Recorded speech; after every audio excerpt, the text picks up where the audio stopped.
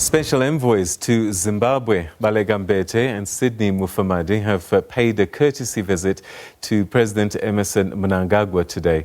The pair were appointed by President Cyril Rampahosa last week after calls for South Africa to assess recent incidents of alleged human rights violations in the country. Last month, security forces cracked down on anti-corruption activists who convened or participated in demonstrations. At least half a dozen people were arrested for taking part in peaceful protests in their communities. This is not the first time South Africa has intervened in Zimbabwe's internal challenges. In 2018, former President Kgalema Motlanthe led an inquiry into police brutality following the country's national elections. Motlanthe found that the country's military used excessive force against protesters. The demonstrators were upset at the delay of the poll results at the time. Let's go now live to Harare, where we're joined via Zoom by the National Patriotic Front Spokesperson, Mr. Mbizvo Mawarire. Thanks so much indeed for joining us and welcome to the program. Thank you, Mr. Ndolo. All right, so a lot to unpack with you.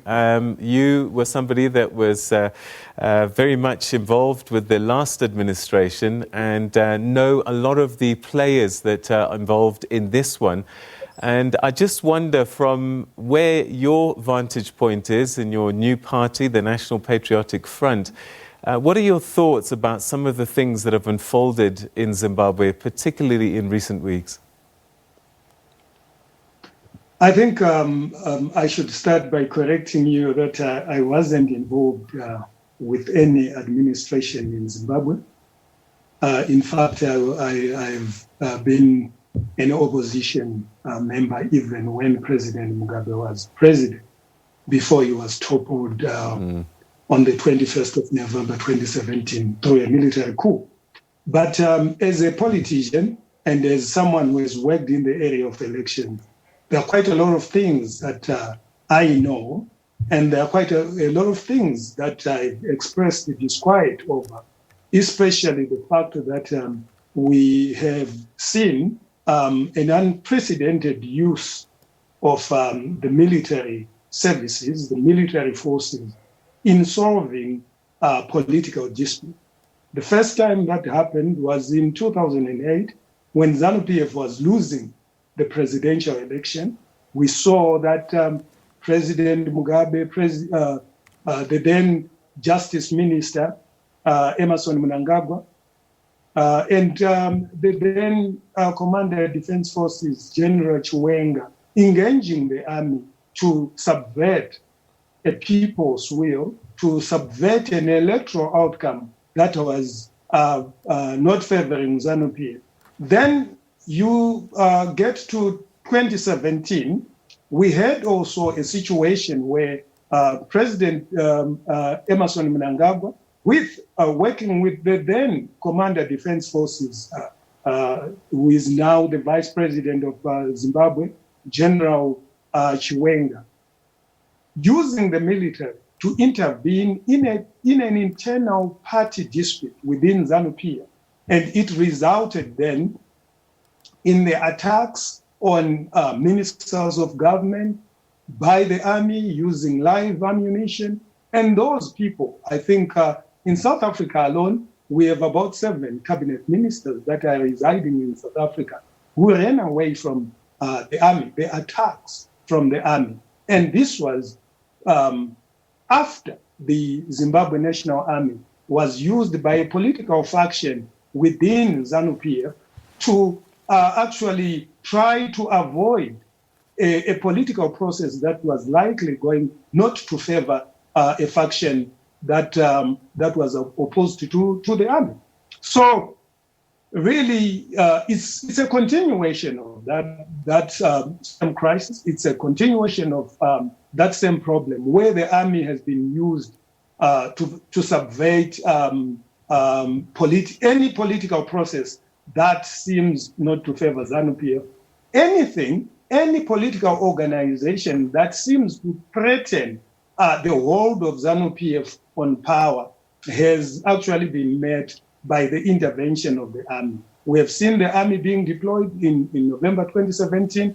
We saw the army being deployed in June 2008. We have seen the army being deployed on the 1st of August 2018, after election results seemingly not to favor ZANU-PF. We also saw when there were demonstrations after the arbitrary increase of fuel prices in Zimbabwe, the army also being engaged to quell demonstrations by citizens who were expressing their disgust over the abrupt raise of fuel prices. So that has defined actually the kind of problems that we have in Zimbabwe, whereby we have a section within ZANU-PF, a section within the army that is aligned to the ruling elite in ZANU-PF, using force, using the army to subvert the people's will. And that is the crisis that is in Zimbabwe. And we have been crying that President Ramaphosa, the AU, SADC, and the United Nations actually help intervene, because what we have seen is an abuse of military power by politicians aligned to a particular section of the army. And they've used that even internally within ZANU-PF. They've used that inter-party in general elections to ensure that there is no free contestation in elections. And even after elections, when citizens have sought to express themselves to challenge policies by government that are detrimental to them, right now the health care system has collapsed, and people who have raised concerns about the deteriorating state of our hospitals, those that have raised issues about corruption pertaining to the COVID-19 donations, have been met by military force. And Mr. Mawarire, you've written to the President of South Africa and asked to speak to and see the envoys. What are the chances of that? We're getting conflicting reports that that's not going to happen at all. I wrote to the ambassador. I wrote to the ambassador of South Africa in Zimbabwe, requesting that we be afforded a chance to meet with the special envoys. But we know really that we are not going to be given that chance, primarily because in our reading, the reason why the envoys have been sent to Zimbabwe is to try to create a facade of South Africa trying to help Zimbabwe, SADC intervening in the political crisis in Zimbabwe, the AU intervening in the political crisis in Zimbabwe, when the real issue really that President Ramaphosa is trying to avoid is a situation where the political crisis in Zimbabwe is tabled before the United Nations Security Council. That is exactly what he is trying to avoid.